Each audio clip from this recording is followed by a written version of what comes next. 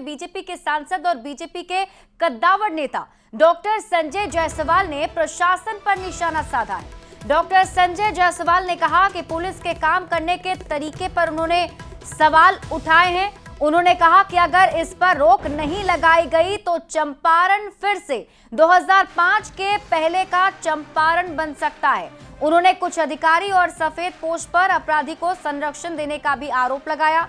BJP सांसद के बयान के बाद बिहार की राजनीति में उबाल आने की आशंका जताई जा रही है। चंपारण में कानून व्यवस्था की स्थिति बहुत ही चिंताजनक हो गई है। जिस प्रकार से पूर्व मुखिया जितेंद्र सिंह जी की हत्या हुई है और कहीं ना कहीं इसमें पुलिस की कमजोरी और एक गठजोड़ जो देखने को मिल रहा है, चंपारण की पुलिस को इस पूरे गठजोड़ को तोड़ना चाहिए। इसमें निश्चित तौर पर प्रशासन के कुछ लोग, ठेकेदार और कुछ ऐसे व्यक्ति भी शामिल हो सकते हैं जो सफ़ेद पोश बन करके समाज में घूमते हैं। सभी को अगर पकड़ के क्रैकडाउन नहीं किया गया तो पश्चिम चंपारण पुनः 2005 के पहले की स्थिति में पहुंच जाएगा। और न्यूज़ 18 संवाददाता मुन्ना राज अधिक जानकारी के साथ जुड़ गए हैं।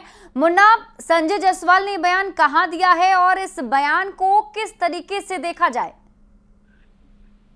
बेतिया में पूर्व मुखिया जितेंद्र सिंह की हत्या के बाद पहली बार संजय जायसवाल दिल्ली से पहुंचे हैं और पहुंचने के साथ ही उन्होंने अपनी भड़ास निकाली और बेतिया पुलिस के विशेष तौर पर कार्यशैली पर संजय जायसवाल ने उठाए हैं। जिस तरह से बेतिया पुलिस के नियंत्रण से वहां की विधि व्यवस्था बढ़ते जा रही है और सरेआम जिस तरह से टेंडर मैनेज को लेकर जितेंद्र सिंह की हत्या की गई है, इसको लेकर संजय जायसवाल ने निशाना बनाया है कि प्रशासनिक देखरेख में टेंडर मैनेज का खेल बेतिया में चल रहा है और जो वहाँ स्थानीय जो जनप्रतिनिधि को भी उन्होंने आड़े लिया है और सरकारी प्रशासन के अधिकारियों को भी उन्होंने आड़े हाथ लिया है कि एक टेंडर मैनेज में सत्ताधारी दल के नेताओं के साथ साथ जिला प्रशासन के अधिकारी भी मैनेज हैं और पूरे खेल में बेतिया पुलिस तमाशबीन बनी हुई है और एक के बाद एक जो टेंडर मैनेज को लेकर जो हत्याएं और वारदात हो रही है, जिसको लेकर उन्होंने निशाना साधा है और कहा है कि निश्चित तौर पर जिस तरह से पश्चिम चंपारण में प्रशासन के नियंत्रण से विधि व्यवस्था जा रहा है, वैसे 2005 के जो हालात बिहार में हुआ करते थे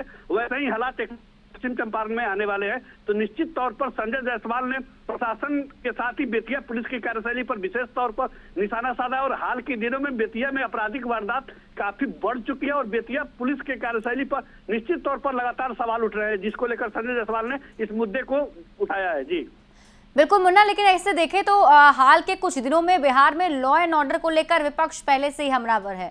ऐसे में अब संजय जायसवाल का ये बयान देना किस तरीके से लगता है कि आगे इस मुद्दे को उठा सकता है विपक्ष?